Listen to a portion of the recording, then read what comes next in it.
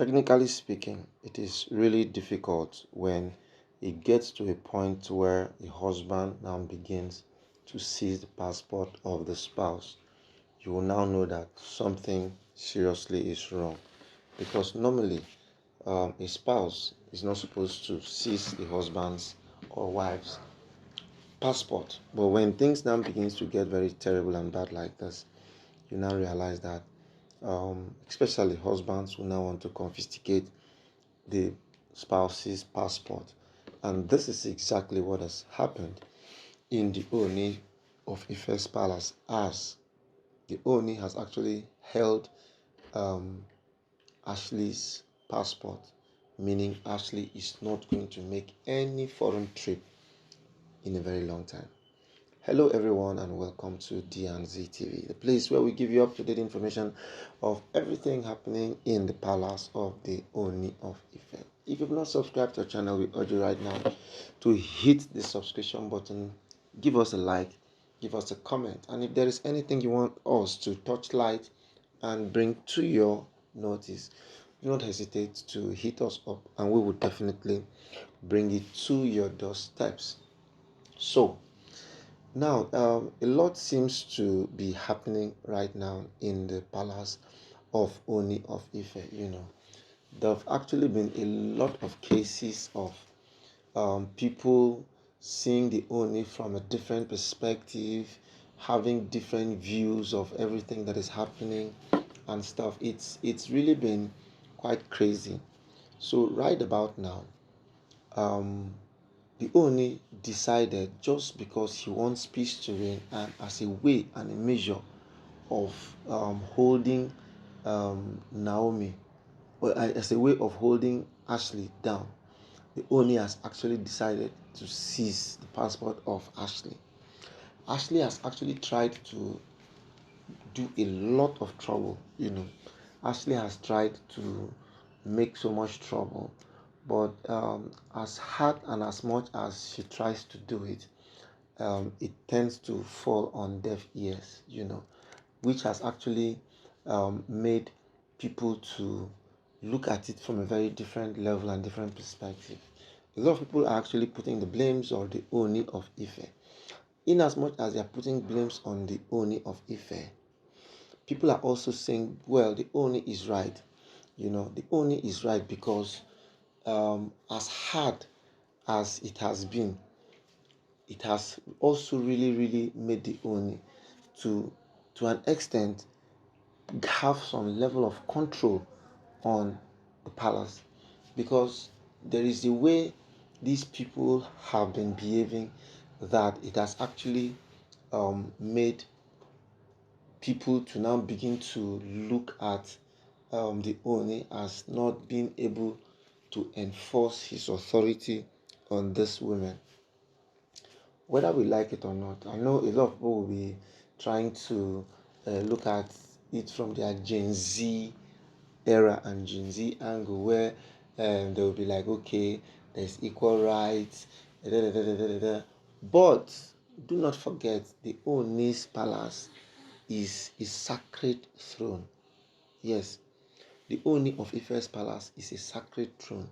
It's a throne that nobody can comprehend, nobody can even argue with. People have different ways, mindset of looking at things. People seem not to understand how the Oni's palace is supposed to be run, and especially with the fact that these women are beginning to grow so much wings, and they are actually trying to make it look as if the Oni cannot control them. So he has actually just started. What he just did now was what the English people call a tip of the iceberg. So this is actually a tip of the iceberg. It's actually a tip of the iceberg because he just wants them to have an understanding that it's not as if he doesn't know what to do to curb their excesses. If the Oni wants to actually curb their excesses, he can actually do that very, very well. But the Oni invariably wants to make them have and understanding that he could be giving them a free hand to do things the way they want to do it. But that does not mean they should not realize that he is the man of the house. So if he, being the man of the house, is not being respected the way he should, then it now gives us room to really worry ourselves of what is really happening or transpiring in the palace. The Oni cannot be where he is, and he will leave instructions for people, and instead of them to do what they are supposed to do, which is supposed to be like instructions from him, they rather want to do their own way. And by trying to do their own way, it will now make it look as if he does not have the authority to bring them down. He does not have the authority to control them. He does not have the authority to subject them to the rulership of the palace.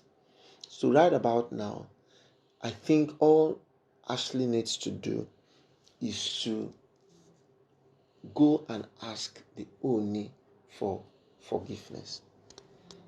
She needs to ask the Oni for forgiveness.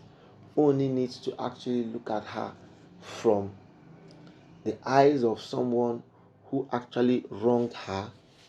So if he had actually wronged her, he now needs to ask for some very serious forgiveness, because if he does not ask for forgiveness, he will not she will not be forgiven.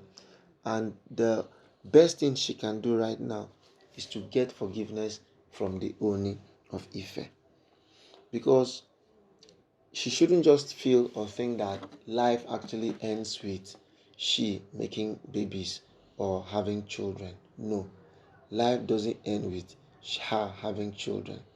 Yeah, God might have given her children or a child for the Oni, but come on, it's not the end of life. It's actually not the end of life. It's actually not, it doesn't bring everything to a standstill. Things can still be done differently.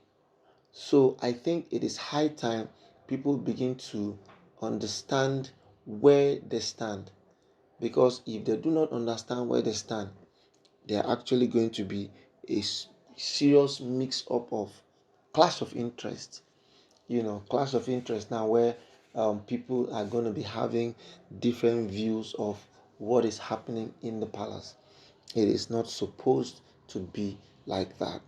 So the onus now rests on the wives to logically give the Oni the respect he deserves, because whether they like it or not, he is their husband. Not just any husband, he is the Ooni of Ife, which is a very big title.